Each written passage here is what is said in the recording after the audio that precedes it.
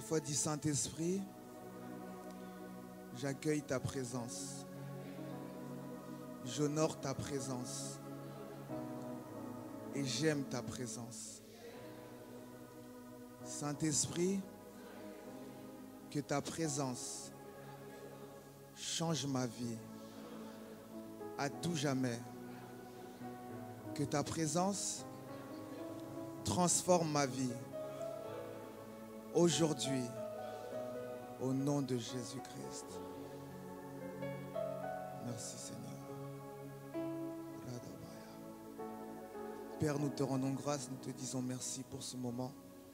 Merci pour ces instants dans ta présence. Nous prions, Seigneur, afin d'être disposés et disponibles afin de recevoir ta parole. Merci de nous parler. Merci de nous montrer le chemin.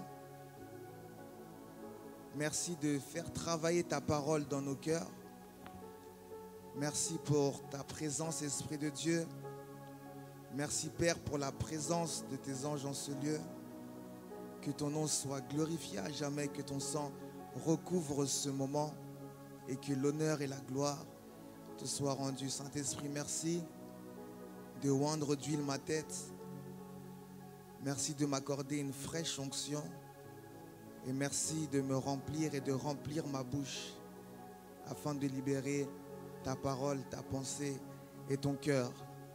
Je prie, Seigneur, alors que la parole sera prêchée, que tu puisses étendre ta main afin que des signes, des miracles et des prodiges se fassent constater. Que ta parole puisse emmener la conviction dans les cœurs, qu'elle puisse nous rediriger vers la bonne voie à suivre pour l'éternité. Que ton nom soit glorifié à jamais.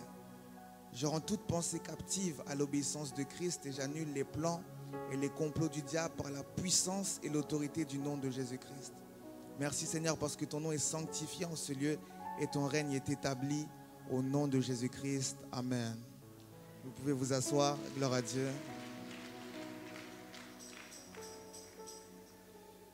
Merci Seigneur. Alors avant de rentrer dans mon message, j'aimerais commencer par remercier tout d'abord le Seigneur Jésus-Christ qui est le maître des temps et des circonstances et qui me permet de me tenir devant vous ce matin. Amen. Est-ce qu'on peut acclamer pour le Seigneur?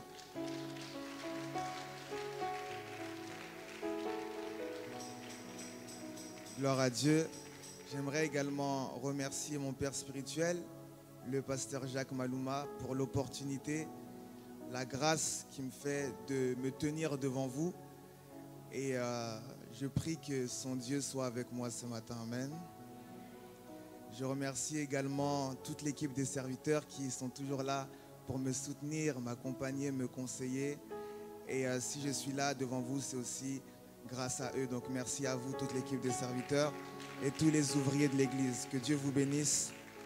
Je vous remercie, vous également, qui êtes là, qui avez fait le déplacement, non pas pour moi, mais pour venir écouter Dieu. Et merci également à toutes les personnes qui sont en train de nous suivre via les réseaux sociaux. Alors vous pouvez applaudir pour vous-même. Gloire à Dieu. J'en profite également en tant que fils de la maison pour souhaiter une très bonne fête des mères à toutes mes mamans, toutes les mamans qui sont là. Une très bonne fête des mères à vous. Je vous aime beaucoup, beaucoup, beaucoup, beaucoup, beaucoup. Merci pour tout ce que vous êtes pour moi. Amen. Alors on va rentrer dans la parole de Dieu. Qui a envie d'écouter la parole de Dieu? On est là pour ça ce matin. Yes. Alors on va aller dans la Bible, on va ouvrir nos Bibles dans le livre de Éphésiens, chapitre 5. Éphésiens, chapitre 5, et on va lire du verset 25 au verset 32.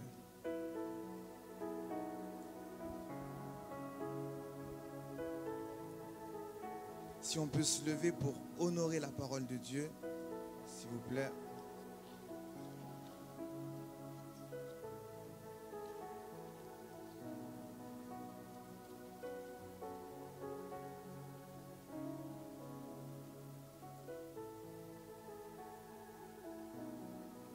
Ok, alors, voilà, je lis la parole de Dieu. Marie aimez vos femmes comme Christ a aimé l'Église et s'est livré lui-même pour elle, afin de la sanctifier par la parole, après l'avoir purifiée par le baptême d'eau, afin de faire paraître devant lui cette Église glorieuse, sans tache, ni rides, ni rien de semblable, mais sainte et irrépréhensible. C'est ainsi que les maris doivent aimer leur femme comme leur propre corps. Celui qui aime sa femme s'aime lui-même, car jamais personne n'a haï sa propre chair. Mais il la nourrit et en prend soin, comme Christ le fait pour l'Église, parce que nous sommes membres de son corps. C'est pourquoi l'homme quittera son père et sa mère et s'attachera à sa femme, et les deux deviendront une seule chair. Et j'aime le verset qui suit. Ce mystère est grand. Je dis cela par rapport à Christ et à l'Église. Amen. Vous pouvez vous asseoir, merci beaucoup. Donc ici, je vais un peu présenter le contexte. Nous sommes dans le livre d'Éphèse. Et ce qu'il faut savoir, c'est que Éphèse, c'est un épître, okay? C'est une lettre que l'apôtre Paul écrivait à l'église d'Éphèse. Parce que Paul était un apôtre, il est passé par plusieurs endroits pour bâtir des églises, mais des fois, comme il était en déplacement, comme il était absent, des fois même il était en prison, pour communiquer avec les églises, il leur écrivait des lettres, des épîtres. Et ici, nous sommes vers la fin de l'épître d'Éphésiens. Et dans la fin de l'épître, il est en train de donner des recommandations. Il est en train de donner des conseils, il parle de plusieurs choses, il dit ne vous enivrez pas de vin, etc. mais soyez remplis du Saint-Esprit. Il parle de beaucoup de choses et il donne des recommandations. Il donne des conseils à l'Église par rapport aux situations qu'il y a dans l'Église, mais aussi par rapport à comment une Église doit fonctionner et comment les gens de cette Église doivent se comporter. Et pendant qu'il est en train de faire ce contexte, à un moment, il s'adresse aux maris et aux femmes. Il s'adresse au couple et il commence à donner des recommandations par rapport au couple. Mais ce matin, je ne suis pas venu parler de couple d'un point de vue humain.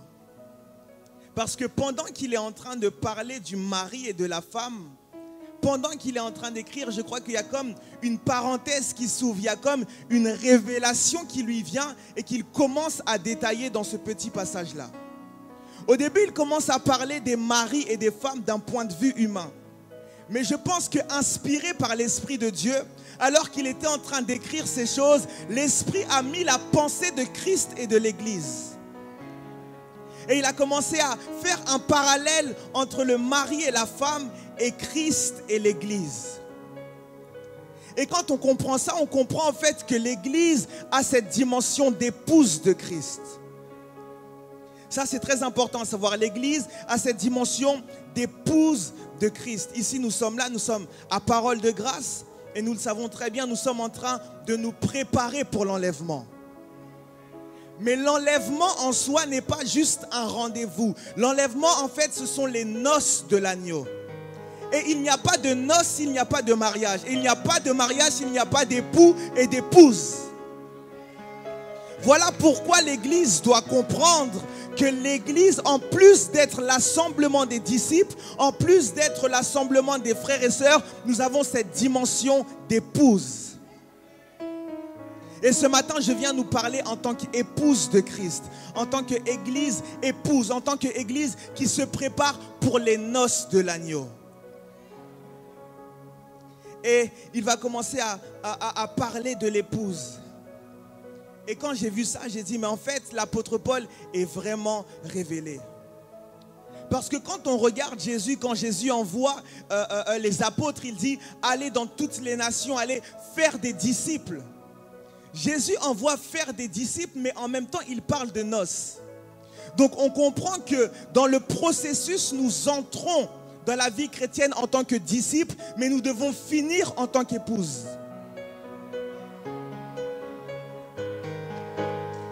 Nous entrons dans la vie chrétienne en tant que disciples, en tant que suivant le maître, en tant qu'obéissant au commandement du maître. Mais plus nous avançons dans la vie chrétienne et plus nous devons devenir des épouses. Plus nous avançons dans la vie chrétienne et plus notre dimension d'intimité doit changer. Plus nous avançons dans la vie chrétienne et plus nous devons quitter ce stade-là du disciple pour devenir des épouses. On voit que parmi les paraboles qu'il cite, il y a l'une des paraboles très connues qui est la parabole des 10 vierges. Pourquoi il parle de la parabole des 10 vierges? Parce que c'est l'épouse en fait. C'est nous. Nous sommes semblables à ces 10 vierges. Nous sommes semblables à l'épouse qui se prépare pour l'époux. Et si on passe à côté de cette dimension, on va pas atteindre l'objectif de la vie chrétienne. Quand Dieu nous a rachetés, c'est aussi pour faire de nous son épouse. Quand il nous a rachetés, en même temps, il nous a dotés en fait. Pour faire de nous son épouse. Et quelqu'un qui reste dans la dimension de disciple, au bout d'un moment, va être limité. J'aime Jésus, au bout d'un moment, il marche avec ses disciples et ensuite il dit désormais, vous ne serez plus mes disciples, mais vous serez mes amis. Parce que je vais maintenant vous révéler ce qu'il y a dans mon cœur. Parce que le disciple n'est pas au courant de ce qu'il y a dans le cœur de son maître. Mais l'épouse a un accès direct au cœur de l'époux. Voilà pourquoi l'église des derniers temps se doit non pas d'être des disciples qui suivent sans comprendre, mais se doit d'être une épouse qui comprend le cœur de l'époux. Come on. Le disciple va marcher, va obéir au commandement juste parce que c'est un disciple. Mais l'épouse va obéir par amour. L'épouse va se soumettre par amour. L'épouse va chercher à aller plus loin. Elle va dire, est-ce que je réjouis mon époux? Est-ce que ce que je suis en train de faire est en accord avec la pensée de l'époux? Le disciple va se contenter de savoir si c'est écrit. Non, mais c'est pas écrit noir sur blanc qu'on ne peut pas faire ça. Non, mais c'est pas écrit noir sur blanc qu'on doit se consacrer comme ça. Mais l'épouse comprend que l'époux qui m'attend, c'est le roi de gloire, c'est le Tout-Puissant, c'est celui qui est saint, saint, saint, saint, saint jusqu'à l'éternité. Et ça change tout. Et même quand on regarde la Bible, toute la Bible en fait est une histoire d'amour. La Bible commence avec un mariage entre Adam et Ève et se finit dans Apocalypse avec un mariage entre l'église et l'époux.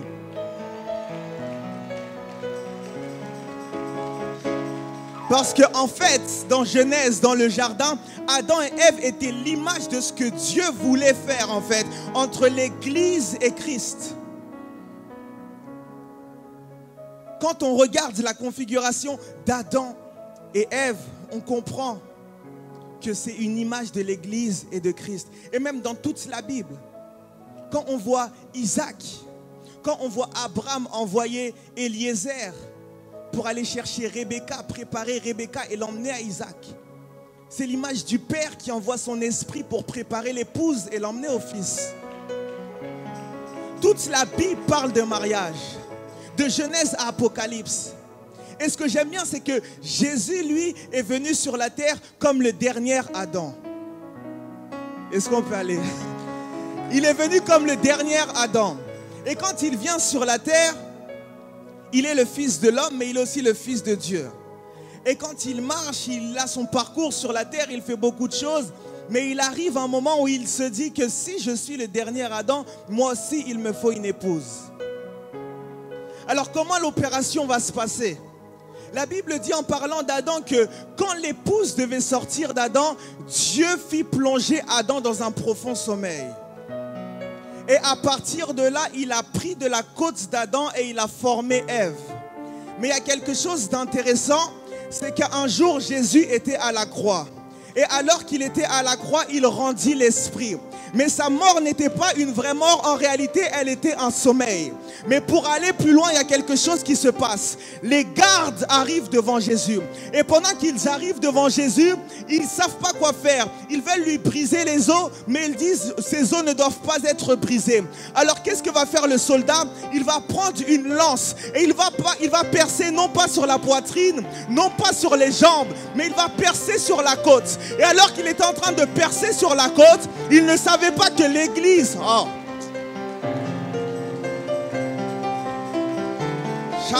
Il Il ne savait pas que pendant qu'il perçait, plus l'église entrait en création, plus il perçait, plus il appuyait sur la côte, et plus toi et moi, nous étions en train d'être formés, non pas en tant que disciples, mais en tant qu'épouses de Christ.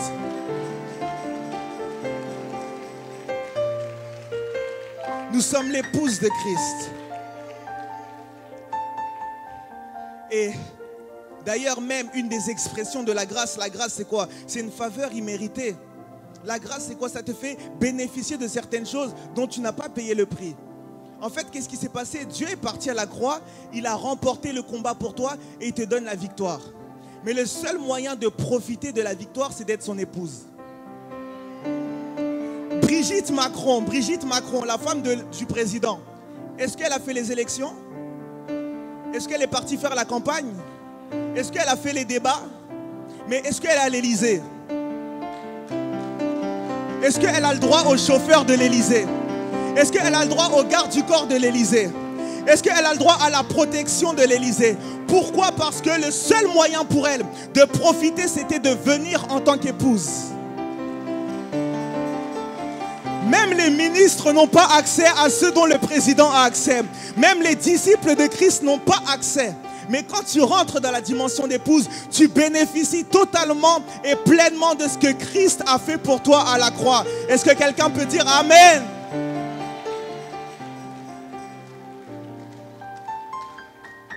Et dans son développement, Paul est en train de parler. Maintenant qu'on a compris que nous sommes l'épouse de Christ, Paul maintenant commence à donner des recommandations. Est-ce qu'on peut aller dans le prochain verset, s'il vous plaît? Ok, est-ce qu'on peut avancer? Voilà. Il donne des recommandations, il explique un peu ce que Jésus fait, il explique le but final de notre existence en tant qu'épouse. La Bible dit, afin de faire paraître devant lui cette église glorieuse, sans tache ni ride, ni rien de semblable. Alors la première chose que j'aimerais dire ici, c'est que l'église que Jésus vient récupérer est une épouse glorieuse. Est-ce que tu peux dire glorieuse? En fait, il faut comprendre que l'église que Jésus-Christ vient récupérer n'est pas une église fatiguée, n'est pas une église sans puissance, n'est pas une église sans rayonnement, n'est pas une église sans éclat. Mais il vient récupérer une épouse glorieuse.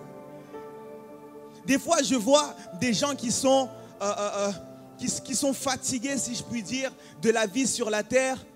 Et ils oublient même la gloire qu'ils ont reçue par Christ. Et on les voit être... Ils n'ont plus cet éclat de la gloire et ils sont là et ils se disent... Oh, que Jésus revienne seulement, on en a marre. Non, Jésus ne vient pas chercher une église qui se plaint. Jésus vient chercher une église, quand il descend récupérer son église, il voit aussi que son église est là, il voit aussi que son église est crédible, parce que l'épouse, il va la présenter devant le Père et les anges. Il ne vient pas chercher une église fatiguée, il ne vient pas chercher une église découragée, mais il vient chercher une église qui est debout, il vient chercher une église qui est forte, il vient chercher une église qui a un impact, il vient chercher une église qui représente Dieu sur la terre. Quand on parle ici d'une église glorieuse, on parle ici d'une église qui est rayonnante, qui dégage des rayons. Vous savez, nous on ne peut pas voir le soleil, mais on peut sentir que le soleil existe par ses rayons. On peut voir l'impact du soleil par ses rayons. En fait, quand Dieu a laissé l'église sur la terre, c'était pour que l'église soit le rayonnement de la gloire de Dieu. Peut-être que la terre ne peut pas voir Dieu, mais quand elle regarde l'église, elle sait que Dieu existe, mon Dieu. Quand elle regarde l'église, elle sent le poids de la gloire de Dieu. Quand elle regarde l'église, elle comprend qu'il y a un Dieu qui existe. Qu'en est-il de nous? Parce que nous sommes tous des églises, nous sommes tous des épouses. Est-ce que nous avons ce rayonnement de la gloire? Est-ce que nous sommes cette épouse glorieuse? Est-ce que nous marchons avec le poids de la gloire? Vous savez, quand l'église sera enlevée, la terre va souffrir à cause du manque de l'église. En fait, le but de l'église glorieuse, quand l'église est glorieuse, l'enlèvement de l'église est synonyme de catastrophe pour le monde. Mais quand l'église est inexistante, quand l'église n'a pas de gloire, sa présence ou son absence ne change rien, c'est la défaite en fait. Est-ce que vous me comprenez? Normalement, on doit sentir la différence. Quand l'église sera enlevée, on sent que la terre a tout perdu. Parce que l'église est aussi le sel de la terre, qui sert à la conservation de la terre. Vous savez, il y a des choses que le diable ne peut pas faire sur la terre à cause de la présence de l'église. Il y a des choses que le diable ne peut pas faire dans ta famille à cause de ta présence, à condition que tu gardes la gloire, à condition que tu gardes le rayonnement, à condition que tu gardes ce poids-là de la gloire de Dieu. Parce que nous sommes aussi le sel de la terre. Le sel empêche que les choses se périment, se pourrissent en fait. Et nous sommes la lumière. C'est-à-dire que normalement, quand l'église est enlevée, la terre doit se retrouver dans le noir et avec plus rien pour retenir la corruption. C'est ça l'église glorieuse. Mais pour finalement être cette église glorieuse, il faut avoir cette dimension d'intimité avec le roi de gloire. Est-ce que vous me suivez? Il y a quelque chose que j'aime bien dans la Bible, on parle de Moïse. Moïse dans l'Ancien Testament, dans l'Ancienne Alliance. Il va à la montagne, il passe un temps dans la présence de Dieu. Il parle avec Dieu, il discute avec Dieu.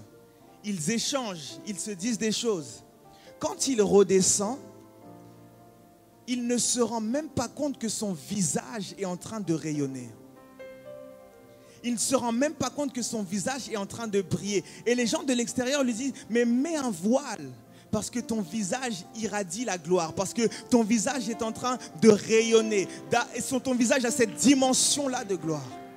Et si nous voulons avoir cette dimension de gloire, nous devons apprendre à demeurer dans la présence de Dieu. Mais comme des épouses. Parce que l'épouse a accès à l'époux, pas comme le disciple. L'épouse a accès à l'intimité. L'épouse peut voir l'époux tel qu'il est. C'est pour ça que dans Apocalypse, Jean qui est monté dans le ciel, dans la dimension d'épouse, a pu voir que sur la cuisse de Jésus était écrit Roi des rois, Seigneur des seigneurs. Mais le disciple n'a pas le droit de voir la cuisse. Seule l'épouse peut voir la cuisse. Seule l'épouse peut avoir accès à la révélation de la cuisse parce qu'elle a un accès dans l'intimité. Mais le disciple, lui, ne peut pas voir ces choses. Alors Dieu attend de nous qu'on puisse s'approcher de lui comme des épouses. On passe du temps. Quand normalement tu es avec ton époux, tu ne regardes pas le temps. Tu ne regardes pas le temps, tu passes ton temps dans l'intimité avec Dieu. Tu l'adores, tu l'adores, tu l'adores. Sa présence vient, tu continues à l'adorer. Tu continues à l'adorer parce que finalement tu es l'épouse. Et pendant même que tu es en train de l'adorer, Dieu lui-même dit, mais finalement, qu'est-ce que tu veux? Ça, c'est ce que j'appelle la stratégie d'Esther. Esther, dans la Bible, rencontre une situation très difficile. Tout son peuple est menacé de mort. Vous connaissez l'histoire? Tout son peuple est menacé de mort. Alors elle va dire, je vais jeûner, je vais prier et je vais me présenter devant l'empereur. Et quand je vais me présenter devant le roi, je vais essayer d'obtenir miséricorde. Et elle prie, elle jeûne, et quand elle arrive devant le roi, elle obtient miséricorde. Alors le roi lui dit, que veux-tu, Esther? Et Esther, au lieu de plaider pour son peuple, au lieu de demander la solution de son peuple, elle va dire, ce que je veux, c'est, je veux manger avec toi. Oh. Et le roi dit, ok, tu veux manger avec moi? Ok, il n'y a pas de souci, on va manger ensemble. Alors qu'est-ce qu'elle a fait? Elle a dressé la table. Elle a préparé à manger. Le roi a quitté son trône. Mais il y a un mystère derrière ça. Parce que quand il quitte son trône, il quitte sa dimension de justice. Il quitte sa dimension de juste juge et il entre dans la dimension de l'époux. Et là, Esther met la table de l'adoration. Et pendant qu'il est en train de manger, il dit, mais qu'est-ce qui se passe? Esther, demande-moi, même la moitié du royaume, je vais te le donner. Sans même demander, tu reçois la solution parce que tu comprends la dimension de l'épouse. Il y a des choses qu'il ne faut pas demander comme un disciple. Il y a des choses qu'il ne faut pas demander quand Dieu est assis sur son trône de justice. Tu dis, allons d'abord à table. Tu commences à l'adorer. Tu commences à élever des paroles. Tu commences à faire monter un parfum. Et au bout d'un moment, il craque, il dit, ah! Qu'est-ce qu'il y a? Qu'est-ce qu'il y a? Ça, c'est la dimension de l'épouse. Et quand tu restes dans cette dimension, tu es rayonnant. Tu portes la gloire de Dieu. Et Dieu attend de son Église d'être glorieuse. Amen. Est-ce que quelqu'un peut dire glorieuse? Ensuite, la deuxième chose, sans tache. Donc une église pure. Une église qui fait attention à sa robe. C'est pour ça que j'ai parlé de l'importance d'avoir cette dimension d'épouse. Parce qu'un disciple ne fait pas attention à sa robe. Sa robe ne lui sert à rien. Mais une épouse qui sait que l'époux est là, tous les jours, elle va regarder sa robe. Elle va dire, ça, c'est la robe que l'époux va voir. Alors, elle va faire attention. Elle va chercher dans les moindres détails. Est-ce qu'il y a une tâche? Est-ce qu'il y a quelque chose? Comment je peux faire en sorte que tout soit bien, que tout soit pur pour le jour J? Parce que Dieu attend de nous d'être une église sans tâche. Et une église sans tâche, c'est une église qui fait attention à ne pas se salir. Et il faut comprendre qu'il y a deux moyens, si je puis dire, de se salir. C'est-à-dire, soit tu te salis tout seul, tu prends quelque chose qui est sale et tu mets sur ta robe, tu te salis, ou soit tu peux être sali par les autres, sans faire exprès. Voilà pourquoi dans le processus de la sanctification et de la consécration, en plus de faire attention à nous, en plus de veiller sur nous, on veille également sur notre environnement. Parce que tu peux veiller sur toi. Tu peux finalement tout faire pour ne pas être sale. Mais si tu es dans un environnement difficile, si tu es dans un environnement qui est sale, même si tu ne le veux pas, tu finiras par recevoir une tâche.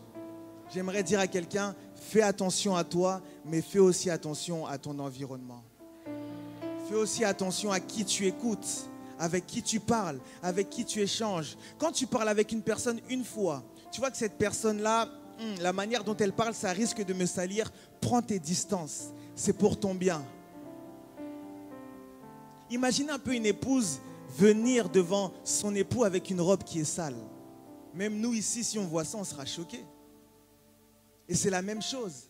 Parce que comme j'ai dit, Christ va nous présenter devant le Père et les anges. Voilà pourquoi il faut être cette épouse sans tache. Il faut veiller sur soi et il faut veiller sur son environnement. Amen. La troisième chose ici, c'est une épouse sans tache ni ride. Amen.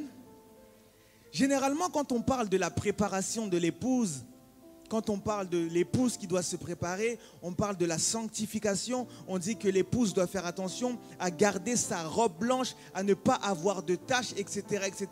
Mais souvent, on oublie la dimension des rides. Quelqu'un dit les rides. Et ce matin, je suis là pour parler des rides. L'église sans rides. Et je vais essayer rapidement de présenter les différents rides, les rides, enfin comment ça vient, les différents types de rides, etc. Mais l'église, je répète, doit veiller à ne pas avoir de rides. Autant tu veilles à ne pas avoir de taches, tu dois veiller à ne pas avoir de rides. Alors les rides, qu'est-ce que c'est? Les rides, c'est, je vais essayer de lire les définitions que j'ai écrites. Les rides, c'est la manifestation extérieure de la vieillesse. Ok? La manifestation extérieure de la vieillesse. C'est-à-dire que quand quelqu'un a fait beaucoup de temps sur la terre, beaucoup de temps, on dit que cette chose a vieilli et que cette chose généralement a des rides. Surtout pour nous les humains. Plus on passe du temps sur la terre et plus finalement on commence à avoir des rides qui sont synonymes de vieillesse. Et quand on parle de vieillesse, on parle de baisse de capacité, on parle de baisse de mouvement, on parle d'une résistance qui est affaiblie, on parle en fait d'une personne qui devient vulnérable. Vous voyez, on traite avec respect les personnes âgées. Pourquoi? Parce qu'elles sont plus vulnérables en fait. Et quand finalement Paul ici nous parle de l'église sans tache ni ride, il est en train de dire à l'église, attention. Parce qu'en fait, vous allez passer du temps sur la terre. Mais il ne faut pas que le temps que vous allez passer sur la terre puisse vous affecter négativement. Est-ce que vous me suivez? Parce qu'en fait, la vieillesse, c'est quoi? C'est l'impact du temps sur nous. C'est l'impact qu'a le temps sur notre personne. C'est l'impact qu'a le temps sur notre capacité. Alors quand Paul ici nous dit, il faut que l'Église n'ait pas de rides, il est en train de dire que peu importe le temps que l'Église va passer sur la terre, elle ne doit pas être influencée négativement par le temps. Et j'aimerais même dire quelque chose, l'Église est appelée à grandir, mais n'est pas appelée à vieillir. Est-ce que quelqu'un me comprend? L'Église est appelée à grandir, mais l'Église n'est pas appelée à vieillir. Et c'est l'impact négatif du temps. J'aime ce que la Bible dit parlant de Jésus dans Luc chapitre 2 au verset 52. Luc chapitre 2 au verset 52, la Bible dit quelque chose d'intéressant par rapport à la croissance de Jésus sur la terre. Et Jésus croissait en sagesse, en stature et en grâce devant Dieu et devant les hommes. C'est comme ça que l'Église doit affronter le temps. L'Église n'est pas appelée à vieillir, mais l'Église est appelée à croître en sagesse, en stature et en grâce devant Dieu et devant les hommes. Et ça, c'est très, très, très important. Parce que sans s'en rendre compte, l'Église peut développer des rides à cause du temps qui passe. Ah, mais finalement, on dit que Jésus revient et on a l'impression que rien ne se passe. La pandémie est passée, là on est en train de lever les restrictions, mais finalement, est-ce que ce Jésus va venir? Et pendant que tu es en train de réfléchir comme ça, tu ne sais pas, tu laisses le temps t'influencer négativement. Et sans t'en rendre compte, tu te retrouves à avoir des rides. Ici, je parle de rides spirituelles, bien sûr. Et l'Église qui se conforme, l'Église qui laisse les circonstances, l'Église qui laisse son environnement avoir un impact sur elle, c'est une Église qui va développer des rides. Et quand je parle d'Église, je parle de groupe de personnes, mais je nous parle aussi en tant qu'individu. Quel impact a le temps sur ta vie de prière? Tu as commencé ta vie chrétienne, tout allait bien. Tu as commencé à grandir. Peut-être que tu faisais 10 minutes de prière quand tu as commencé ta vie chrétienne. Tu as commencé à grandir 1 heure, 2 heures. Mais l'impact du temps, l'impact des circonstances t'a fait rétrograder. Et c'est ça les rides. Au lieu de grandir en stature, en sagesse, sans t'arrêter, finalement, tu rétrogrades. J'aimerais qu'on puisse lire Romains chapitre 12 au verset 2. C'est un verset qu'on connaît, la Bible dit « Ne vous conformez pas au siècle présent ». Et ça, c'est le défi de l'Église qui ne doit pas avoir de rides.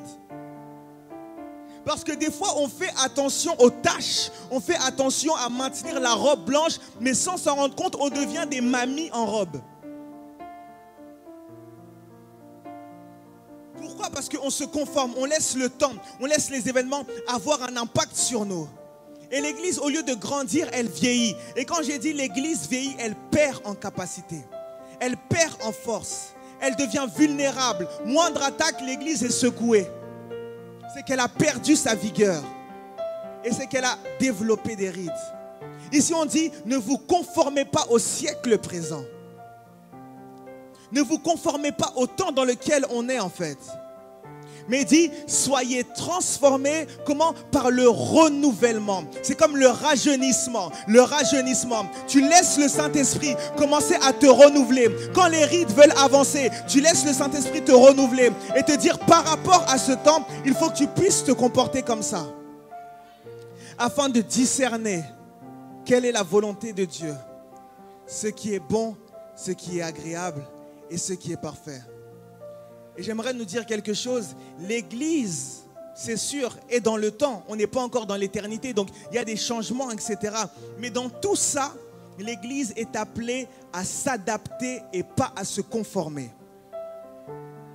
Retenez bien ça. On doit s'adapter, mais on ne doit pas se conformer. Je vais donner un exemple.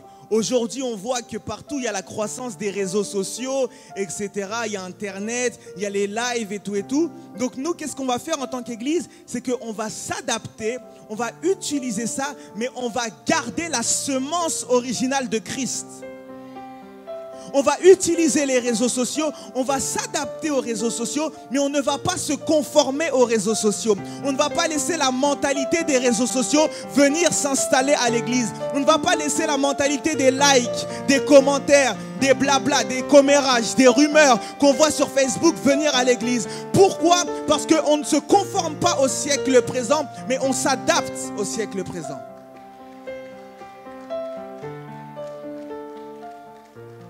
Est-ce que vous me suivez ce matin? Et là, je nous parle à nous en tant qu'Église globale, mais surtout à nous en tant qu'individus. Comment tu réagis par rapport au temps et aux circonstances? Il y a plein de choses qui bougent. On est dans un monde qui bouge. Il y a des choses qui sortent, il y a des réseaux sociaux, il y a des nouveautés, des technologies. Mais comment est-ce que ça t'affecte en tant que personne? Il y en a des fois, j'entends souvent ce discours, c'est quand les gens arrivent en Europe. Quand ils étaient en Afrique, on me raconte souvent, lui, quand il était en Afrique, il était zélé. Quand il était en Afrique, il était là, il était debout, il était fort. Mais quand il arrive en Europe, les rides. On lui dit, viens prier. Ah, non, je suis un peu fatigué. Les rides. Et Dieu dit, une église sans tache ni rides. Dieu va aussi regarder nos rides. Dieu ne va pas que regarder nos tâches, il va aussi regarder nos rides. Il va aussi voir comment l'église s'est adaptée dans le temps. Est-ce que l'église a gardé sa nature de sainteté? Est-ce que l'église a gardé sa consécration? Est-ce que l'église a gardé sa puissance? Est-ce que l'église a gardé sa vie de prière? Est-ce que l'église a gardé sa vie d'évangélisation? C'est ce qu'il va regarder. Parce que c'est l'église sans tache ni ride. Est-ce que tu grandis ou est-ce que tu vieillis?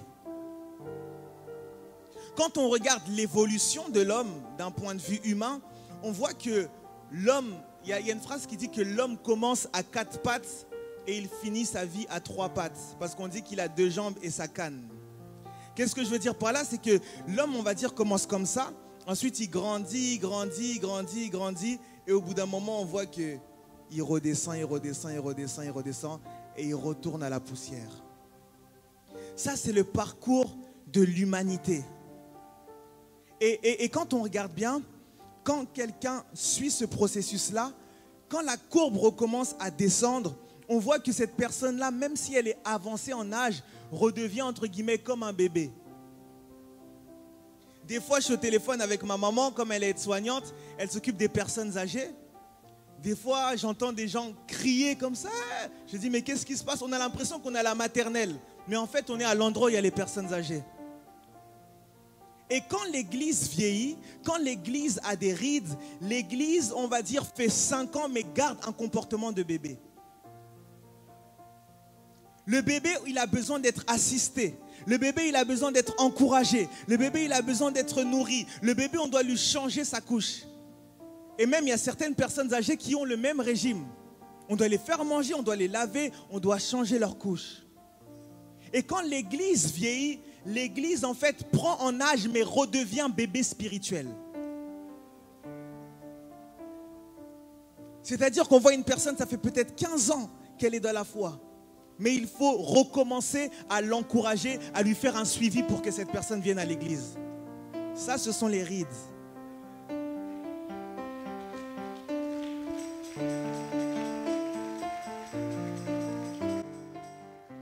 Au bout d'un moment, quand tu grandis, tu dois, on va dire, avoir cette indépendance. On ne doit pas être derrière toi. Le bébé, on peut le faire asseoir. On lui dit, assis-toi, je vais te faire manger. Le bébé, il boude un peu. Après, on lui fait des jeux et il mange. Et des fois, aujourd'hui, on est obligé de nous faire des jeux pour qu'on puisse suivre la parole de Dieu.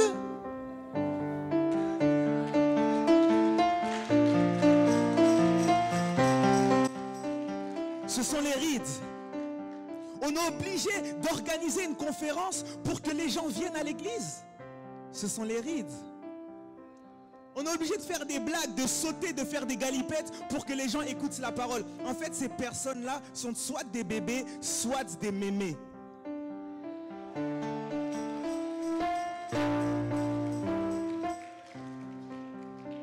Est-ce qu'on grandit ou est-ce qu'on vieillit? Je dis ça non pas pour, je ne sais pas, accuser autre, mais pour qu'on puisse se poser des questions aussi. Pour qu'on puisse regarder, mais finalement, est-ce qu'il y a un domaine de ma vie où c'est vrai, je recommence un peu à descendre? Peut-être, est-ce qu'il y a un domaine de ma vie où je sens que j'ai trop besoin des gens? Est-ce qu'il y a un domaine de ma vie où voilà, j'ai plus cette force-là? Parce que Dieu est là pour nous faire du bien et nous restaurer ce matin. Et on voit finalement que si le parcours de l'être humain monte comme ça et descend, le parcours de l'église doit être une ligne droite qui monte jusqu'au ciel directement. C'est-à-dire que l'église doit grandir. Tu attends le moment où la courbe va baisser, mais la courbe ne descend pas. La courbe ne fait que monter. Tu vois quelqu'un arriver, il priait 10 minutes, après 1 heure, après 2 heures, tu dis, mais au bout d'un moment, il va s'arrêter. Mais tu vois qu'il monte à 3 heures, tu dis, mais qu'est-ce qui se passe? Tu vois, tu dis, peut-être qu'il va s'arrêter. Tu vois qu'il paf, il arrive à 4 heures. Pourquoi? Parce qu'il grandit, mais il ne vieillit pas. Est-ce que quelqu'un peut dire, je ne vieillirai pas? Et Dieu nous appelle à monter. Est-ce qu'on peut aller dans 2 Corinthiens chapitre 3 verset 18? 2 Corinthiens chapitre 3 verset 18. Nous tous, qui le visage découvert, contemplons comme dans un miroir la gloire du Seigneur. Regardez. Nous sommes transformés en la même image. C'est comme ça qu'évolue l'Église. Plus elle avance et plus elle ressemble à Christ. Nous sommes transformés en la même image de gloire en gloire par le Seigneur l'Esprit. Parce qu'en tant qu'épouse de Christ, nous devons aller de gloire en gloire. Est-ce que quelqu'un peut dire de gloire en gloire? Est-ce que tu peux répéter de gloire en gloire? Est-ce que tu peux répéter encore de gloire en gloire? Yes, est-ce que tu peux acclamer pour le Seigneur maintenant?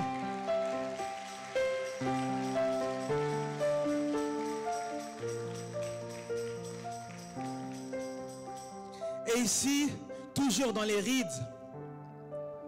donc j'ai donné l'image d'une courbe, d'une personne qui vient et ensuite qui vieillit, mais pour l'église ça monte, mais peut-être que quelqu'un me demande, mais comment, si je puis dire, comment on doit grandir? Peut-être que quelqu'un me dit comment on doit grandir ou comment on doit évoluer. Et j'aimerais expliquer, si je puis dire, le mode de fonctionnement de l'église primitive. L'église primitive, c'est la première église qui est née dans Actes des Apôtres. Et en fait, quand l'église est née, c'est sur ce modèle-là qu'on doit s'appuyer pour grandir. Amen. Est-ce qu'on peut aller dans Actes chapitre 2, au verset 42 et au verset 43? Voilà. La Bible dit, il persévérait dans l'enseignement des apôtres, dans la communion fraternelle, dans la fraction du pain et dans les prières. Verset 43. La crainte s'emparait de chacun et il se faisait beaucoup de prodiges et de miracles par les apôtres. Amen. Tu peux revenir au verset 42 s'il te plaît? Pour savoir si nous sommes en train de prendre des rides, pour savoir si nous sommes en train de vieillir, il faut regarder si nous sommes toujours dans l'application de ces choses. Est-ce que nous persévérons dans l'enseignement des apôtres? Aujourd'hui, on n'aime plus trop les enseignements. On dit c'est long, il n'y a pas d'ambiance. Mais ici, il persévérait dans l'enseignement. Quelle est ta capacité aujourd'hui à suivre des enseignements? Je ne parle pas des prédications, je parle des enseignements. Des choses qui te font grandir dans la connaissance. Des choses qui te font asseoir, qui te bâtissent afin que tu puisses ressembler à Christ. Quand tu es chez toi, qu'est-ce que tu écoutes? Est-ce que tu persévères dans l'enseignement des apôtres? Dans les fondamentaux de la parole de Dieu? C'est la première chose. La deuxième chose, c'est la communion fraternelle. Est-ce que tu grandis dans la communion fraternelle ou est-ce que tu vieillis dans la communion fraternelle? Des fois, on vieillit. Non, j'ai été blessé. Plus jamais, plus jamais. Moi, je viens à l'église, je m'assois, je me lève, je rentre. Les rides. Moi, j'ai vécu ça. Ça fait que je ne peux plus être dans la communion fraternelle. Non, moi, je ne crois pas. Il y a les frères et sœurs, mais on ne connaît pas les cœurs. Hein. Comment? Les rides. La communion fraternelle. La fraction du pain. Le partage. Le partage. Est-ce qu'on a cette dimension de partage? Est-ce qu'on grandit dans cette dimension de partage? Ou bien est-ce qu'on vieillit? Est-ce qu'on devient égoïste? Est-ce qu'on devient insoucieux par rapport à ce que les autres sont en train de vivre? Comment on évolue par rapport à ça? Et dans les prières, est-ce qu'on grandit ou est-ce qu'on vieillit dans les prières? Que chacun se pose la question. Soyons sincères. Des fois, regarde un peu ton évolution. Tu dis, j'ai commencé comme ça, j'ai monté. Mais est-ce que finalement, je suis toujours en train de grandir ou je suis en train de vieillir? Est-ce que j'ai perdu mon énergie pour la prière? Est-ce que je suis devenu vulnérable? Dès qu'il y a quelque chose, j'abandonne la prière? Parce que l'épouse que Christ vient récupérer, elle est sans tache, mais sans rides non plus. Est-ce qu'on peut aller au verset suivant? La crainte s'emparer de chacun. Ici, on parle de la crainte de Dieu.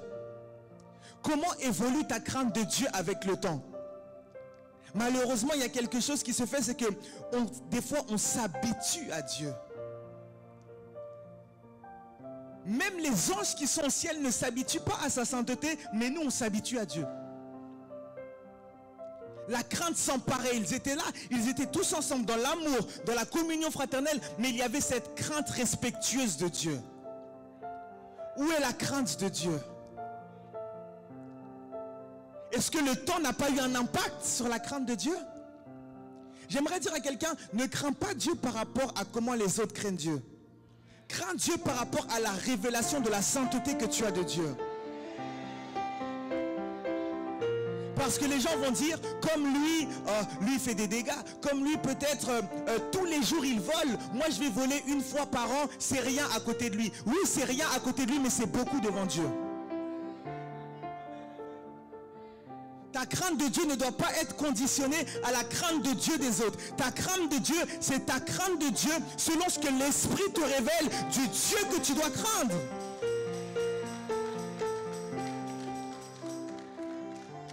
Est-ce qu'on vieillit ou est-ce qu'on grandit? Je dis ça parce que même quand je vois ma génération, comme ces derniers temps, les jeunes font beaucoup de dégâts, et bien nous, les jeunes chrétiens, on se dit, bon, on ne va pas faire comme eux, mais on va essayer un peu d'être au milieu. Et là, on a vieilli. On a des rides, on perd en puissance. Une église qui perd en crainte de Dieu perd en puissance. Une église qui perd en conscience du sacré, en conscience de la sainteté de Dieu, perd en puissance. Même les anges de Dieu qui sont dans le ciel, qui sont tout proches de Dieu, je parle des séraphins, disent Saint, Saint, Saint est l'Éternel. Mais ils ne disent pas Saint, Saint, Saint l'Éternel par répétition. Ils disent Saint, Saint, Saint parce que à chaque fois qu'ils tournent leur regard vers Dieu, ils découvrent une nouvelle facette de Dieu.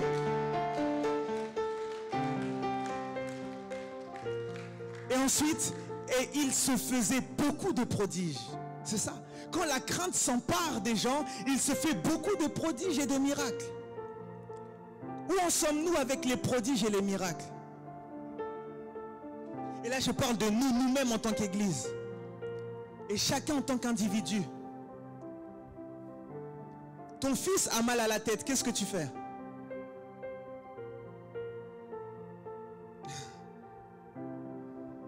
Il y a un problème dans ta famille. Est-ce que tu interviens avec l'autorité et la puissance de Dieu?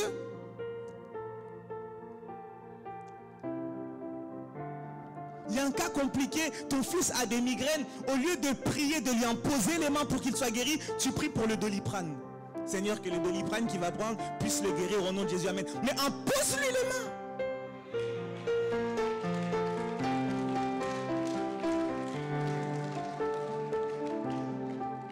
Il se faisait beaucoup de prodiges, beaucoup de miracles. C'est ça l'église glorieuse. C'est ça que l'époux veut venir trouver sur la terre. Quand il va récupérer l'église, il veut voir une église glorieuse, en train de faire des prodiges et des miracles, en train de guérir les gens en désordre, en train de chasser les démons en désordre. Et il dit, allez, viens mon épouse, on rentre. Mais où en sommes-nous par rapport à ça? Est-ce que nous avons grandi ou est-ce que nous avons vieilli? Et on voit que Jésus même, dans Apocalypse, quand il va s'adresser aux dernières églises, il va parler de plusieurs choses, il va leur faire des reproches, mais quand on observe bien, il y a beaucoup de reproches qui sont le résultat des rides. Apocalypse chapitre 2, versets 4 à 5. La Bible dit, mais ce que j'ai contre toi, c'est que tu as abandonné ton premier amour. Qu'est-ce que ça veut dire? Ton amour a vieilli. Ce que j'ai contre toi, c'est que ton amour a vieilli. C'est que ton amour a pris des rides.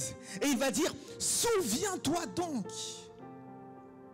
d'où tu es tombé. Reviens en arrière. Reviens à cette époque-là où tu étais fort. Reviens à cette époque-là où tu étais debout pour le Seigneur.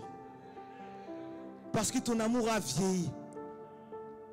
Il va dire à l'église de Sardes, dans Apocalypse chapitre 3, verset 1, il va dire, je connais tes œuvres. Je sais que tu passes pour être vivant et tu es mort. Sois vigilant et affermis le reste qui est près de mourir. Il va dire comment? Je sais que tu passes pour être vivant, mais en fait, tu es mort. C'est aussi l'image des rides. C'est l'image de l'église qui a vieilli. Elle veut quand même forcer, elle veut faire comme si elle était vivante, mais quand on la regarde, on sait qu'elle est morte. Quand on la regarde, elle sait qu'elle est en train de se débattre. Elle ne fonctionne pas comme elle est censée fonctionner. À cause de quoi? Des rides.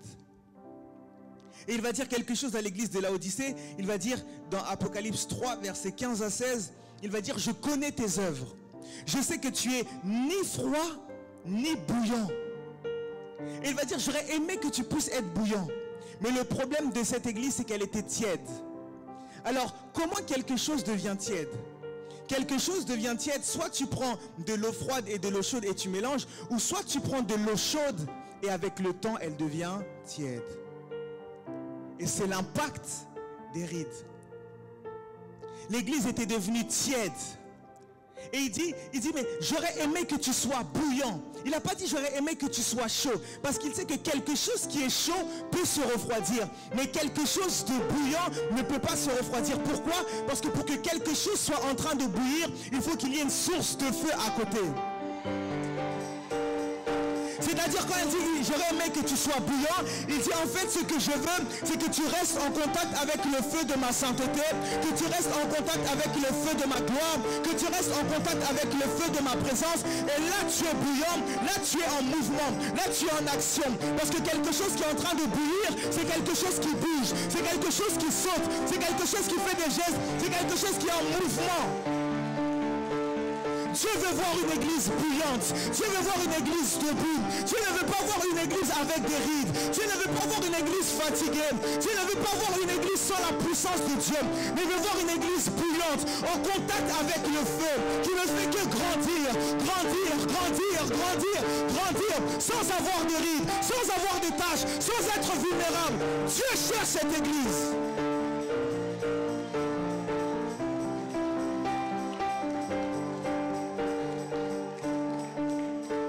Dieu cherche cette église. Et ma prière est que chacun d'entre nous soyons bouillants pour Dieu. Ma prière est que chacun d'entre nous, nous grandissions sans vieillir, sans vieillir. Sans vieillir. Peu importe le temps. Même s'il y a les tribulations, je reste debout. Même s'il y a les critiques, je reste debout. Même si on m'a fait du mal, je continue la communion fraternelle. Même si, je ne sais pas, on m'a volé mon argent, je continue à offrir aux autres, à faire du bien aux gens. Même si on m'a blessé, je reste amour. Même si finalement on m'a déçu, je reste actif pour l'œuvre de Dieu. Je continue à servir Dieu. Je ne me détache pas à cause du temps. Je ne me détache pas à cause des circonstances. Mais je sais que mon époux arrive. Et parce qu'il arrive, il doit me trouver sans tâche, ni ride. Il doit me trouver en train de travailler. Il doit me trouver en train de servir. Il doit me trouver en train d'aimer. Il doit me trouver en train de démontrer la puissance de Dieu. Parce que l'Église est la lumière du monde. Elle est le sel de la terre. Et ma prière est qu'on puisse être cette Église-là.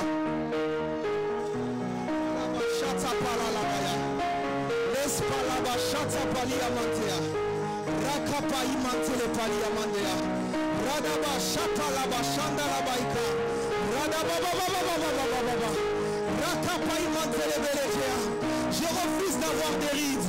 Je refuse d'avoir des rides. Je refuse que le temps ait un impact sur ma consécration. Je refuse que le temps ait un impact sur mon service de Dieu. Si vous me cherchez, vous allez me voir grandir.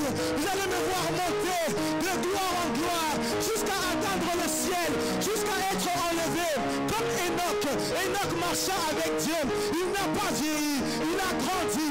Il a avancé jusqu'à être enlevé. Et prophétiquement, nous devons être comme Enoch. Marcher avec Dieu. Être en contact avec le feu de la gloire de Dieu. Être brûlant jusqu'à être enlevé. Chapalamantala. Rekesopalia balajia matia. Radabaya. Sharadabaya. Radabaya. Et ce matin, le Saint-Esprit va nous faire du bien. Mon Dieu. Mon Dieu. Chapalia. Kalamasupalia. Marararabalajea. Radabaya. Mon Dieu.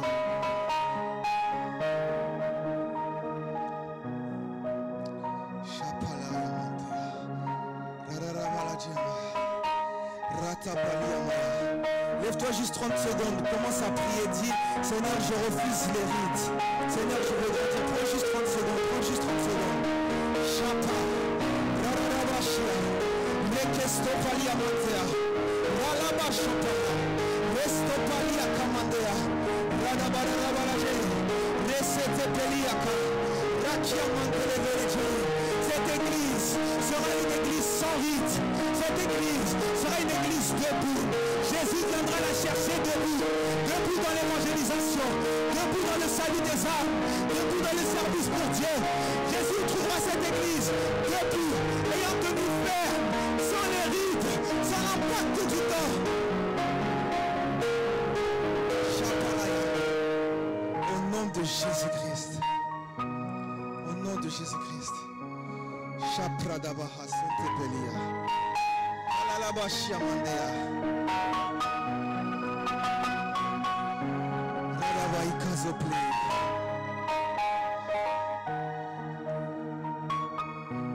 Merci Jésus. Merci Jésus. La gloire de Dieu est déjà là. Je vais essayer de finir mon message et après on va prier. Vous pouvez vous asseoir, merci.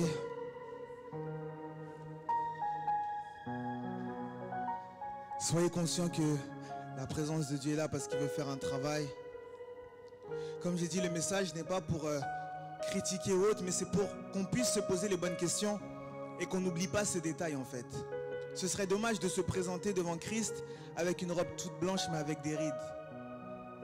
Et quand il est écrit sans tache ni rides, il est écrit sous l'inspiration du Saint-Esprit.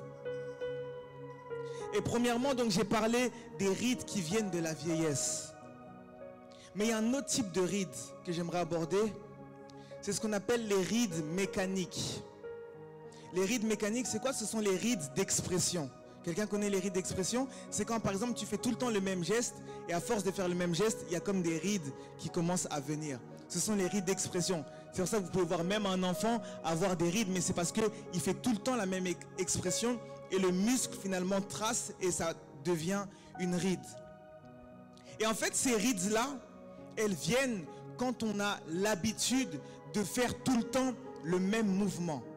d'avoir tout le temps les mêmes expressions faciales. Pour le visage par exemple. Plus on fait ce mouvement et plus ces rides-là apparaissent. Mais d'un point de vue spirituel, qu'est-ce que ça veut dire? Ou comment on peut définir ces rides? En fait, ces rides ici, ces rides mécaniques, sont les rides de la monotonie spirituelle. Est-ce que vous me suivez? Sont les rides de la monotonie spirituelle. J'aimerais dire quelque chose. Dieu est pour la constance. Dieu veut qu'on soit constant, mais Dieu ne veut pas qu'on soit monotone. Dieu veut qu'on soit constant, mais Dieu ne veut pas qu'on soit monotone. C'est-à-dire que Dieu veut qu'on puisse tous les jours se présenter dans sa présence, mais il ne veut pas qu'on puisse se présenter tous les jours de la même manière. Et des fois, c'est ce qui fait les rides. Pourquoi? Parce que oui, tu es constant, oui, tous les jours tu es dans la présence de Dieu, mais avec la même disposition. Tu sais par où tu vas commencer, tu sais comment tu vas avancer et tu sais comment tu vas finir. Du lundi au vendredi et tu sais le dimanche comment tu vas faire, etc. Et ça emmène les rides. Et les gens ne se rendent pas compte de ça. Ce sont les rides de la monotonie. Tu es venu à l'église par habitude ou t'attendant à quelque chose? On est dimanche, je mets mon réveil, je prends ma voiture, je démarre, je prends ce chemin-là, j'arrive à l'église, je m'assois à tel endroit, et puis je sais comment ça va se passer. Le frère Ange va venir, il va faire la modération, la chorale, il y aura ceci, cela, nanana, et après je rentre chez moi. Il y en a peut-être qui sont là, ils pensent déjà à ceux qui vont faire après le culte. Pourquoi? Parce que c'est la monotonie. C'est l'habitude. Et ça emmène des rides à l'église. C'est ce qui fait que l'église commence à avoir des rides. Quand elle est dans la monotonie, tout le temps la même chose, ta disposition ne change même pas. Tu ne t'attends plus à rien. Tu vas dans la présence de Dieu, tu sais déjà comment tu vas commencer. Oui, je sais, je vais commencer à prier comme ça, comme ça, comme ça, comme ça. Et puis ensuite, je vais prendre ma Bible. Mais si Dieu te dit, commence d'abord par lire la Bible, parce que je vais t'emmener à une révélation qui va conduire ta prière de ce matin.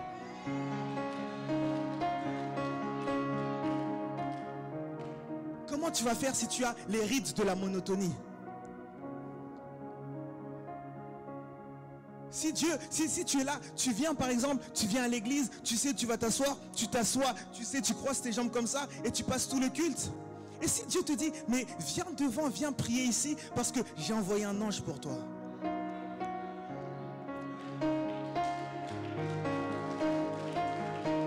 Vous voyez, j'ai dit ça, il y en a qui se sont dit, mais non, mais non. Il y en a qui se sont dit, mais non, c'est pas possible.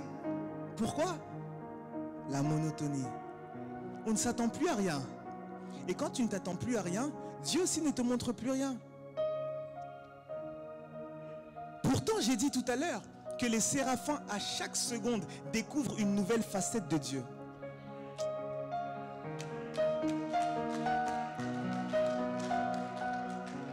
Dieu a tellement de facettes à nous montrer, Pasteur Jeannette. Dieu a tellement de choses à nous faire découvrir par rapport à qui il est, par rapport à ce qu'il peut faire. Mais le problème, c'est qu'on a transformé notre Dieu en statue. Pourquoi? Parce que la statue, on peut la maîtriser. La statue, on peut la porter, on peut lui dire va à gauche. La statue, on peut la porter, on peut lui dire va à droite. Mais finalement, est-ce qu'on sert l'éternel Yahweh ou est-ce qu'on sert le veau d'or?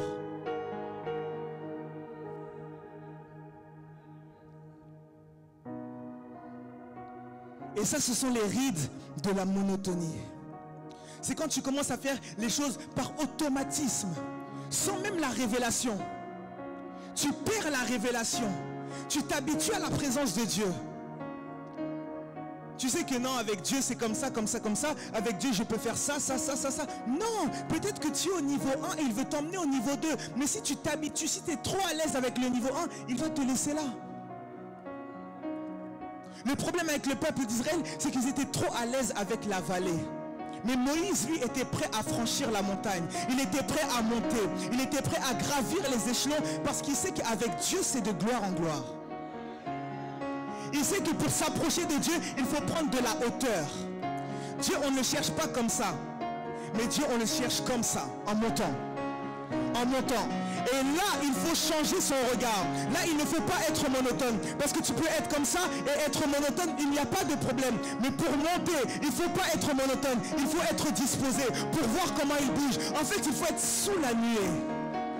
Quand la nuée avance, j'avance. Quand la nuée s'arrête, je m'arrête. Je suis constant, mais je ne suis pas monotone. Je refuse d'être monotone. Je veux que par ma vie, les gens découvrent des nouvelles facettes de Dieu. Est-ce que vous avez fini d'explorer Dieu? Moi, je n'ai pas fini. Les prophètes ont commencé. Les apôtres ont continué. Nous aussi, on est encore là, on n'a pas fini de découvrir Dieu. On ne finira pas.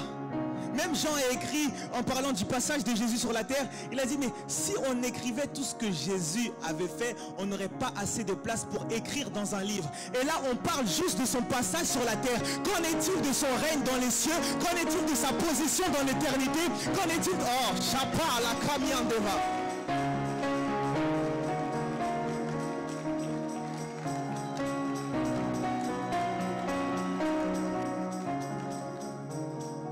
Dieu nous appelle à grandir dans la révélation, pas à vieillir dans la révélation. Quand on voit Moïse, Moïse est mort à 120 ans, mais il était en forme.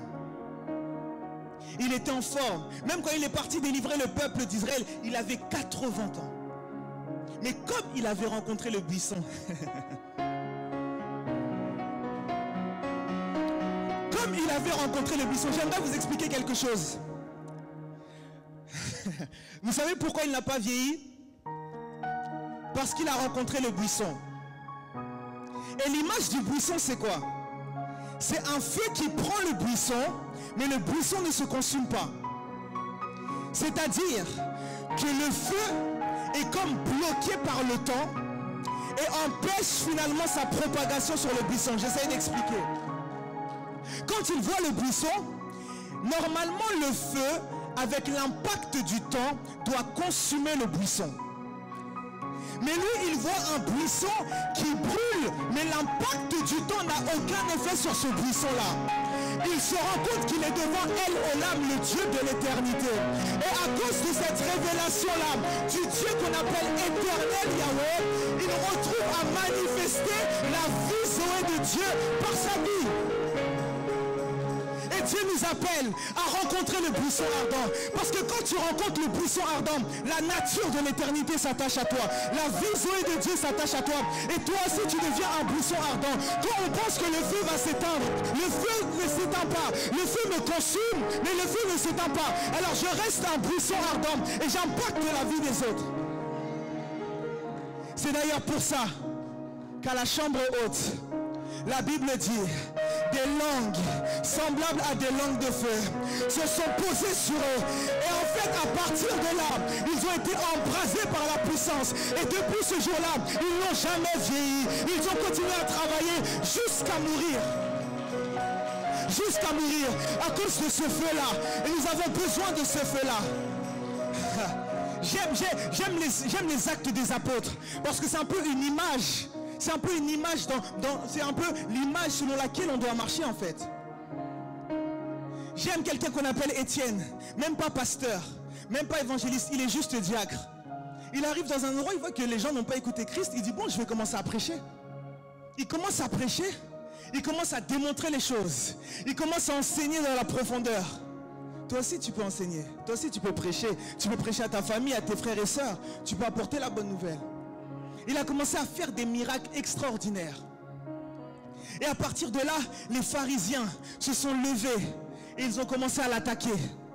Et quand ils l'ont attaqué, ils ont commencé à lui poser des questions et au bout d'un moment, ils ont commencé à le lapider.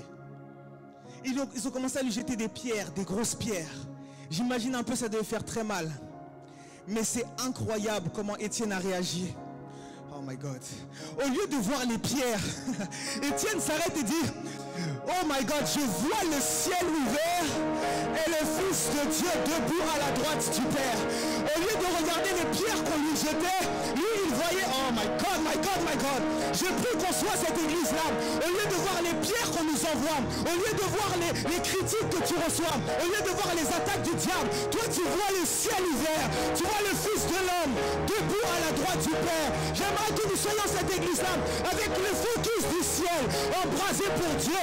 Même si on m'attaque, même si on m'insulte, moi je vois le ciel ouvert, moi je vois le Fils de l'homme, moi je vois l'époux, et je sais que je serai cette épouse sans tache ni ride.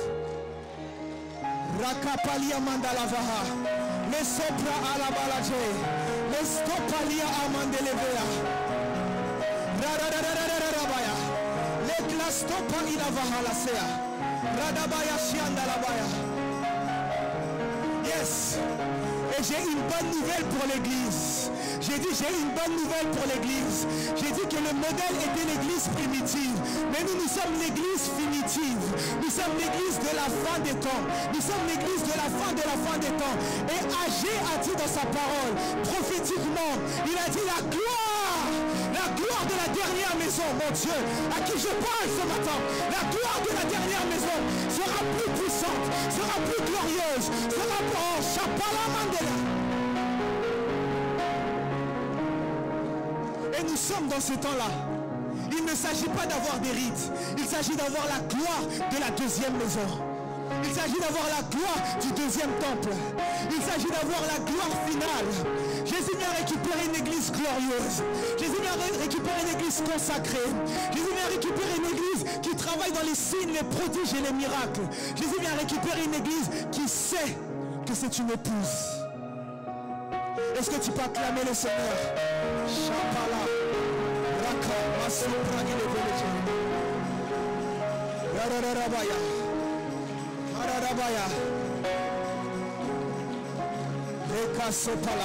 Tu peux acclamer mieux que ça. Acclame comme si tu n'avais plus de rites. Acclame comme si tu n'avais pas de rites. Acclame comme si tu étais vivant, comme si tu étais debout. Chapalamaya. Acclame comme cette église avec la gloire de la dernière maison.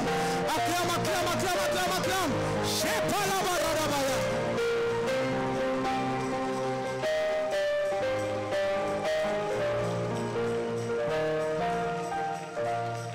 Merci Jésus. J'aimerais qu'on reste debout, on va prier.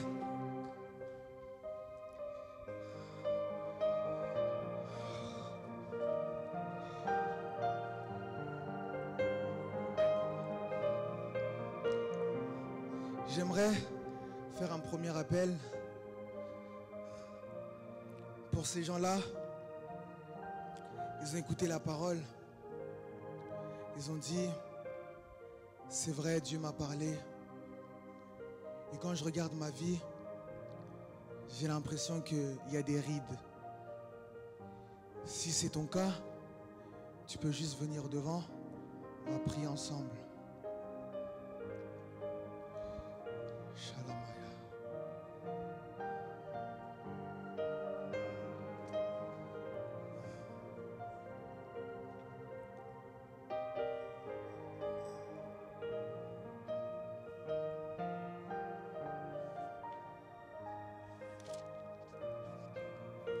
Il ne s'agit pas de moi, sois juste sincère avec ton Dieu. Gloire à Dieu. Sois sincère avec ton Dieu. C'est entre toi et Dieu, c'est pas moi. C'est entre toi et Dieu. On va prier ensemble. Tu regardes ta vie, tu regardes ton service pour Dieu. Avant, tu avais cette force de servir le Seigneur. Maintenant, tu sens que tu n'y arrives plus. Dieu est là ce matin pour ça. Dieu est là ce matin pour nous restaurer. Merci Seigneur. Pour ceux qui sont devant, j'aimerais juste lire un passage avec vous, parce que c'est comme ça qu'on va procéder. Je suis dans Ézéchiel chapitre 37, c'est le passage où le prophète Ézéchiel est dans la vallée des ossements desséchés. Donc là on voit que c'est des gens qui ont même plus que vieilli, ils sont morts et les ossements même sont desséchés. Mais on voit que le prophète, avec la puissance de Dieu, va faire revivre les ossements. Amen. Et c'est dans cette prière-là que je vais nous emmener. Est-ce qu'on peut aller Ézéchiel 37, verset 3? Là, c'est la question que Dieu pose à Ézéchiel. Il dit: Fils de l'homme, ces eaux pourront-ils revivre? Je répondis, Seigneur éternel, tu le sais. Et la question que Dieu te pose ce matin, c'est tu viens devant, mais est-ce que tu crois qu'il est capable de faire revivre ces choses-là? Est-ce que tu crois qu'il est capable de faire revivre cette vie de prière, cette vie de consécration? C'est la première chose. Et il va dire dans le verset 9, il me dit, prophétise et parle à l'esprit. Prophétise, fils de l'homme, et dis à l'esprit, ainsi parle l'Éternel. Esprit, viens des 4 vents, souffle sur ces morts et qu'ils revivent. Et vous, ce matin, vous allez dire, Esprit de Dieu, viens des 4 vents, souffle sur ma vie et que je revive. Ok? On va le faire ensemble. Commencez à parler à Dieu déjà. Ceux qui sont dans la salle, priez aussi. Kalabaya, Chapalia, Shalalabalaje, Rararavalajea.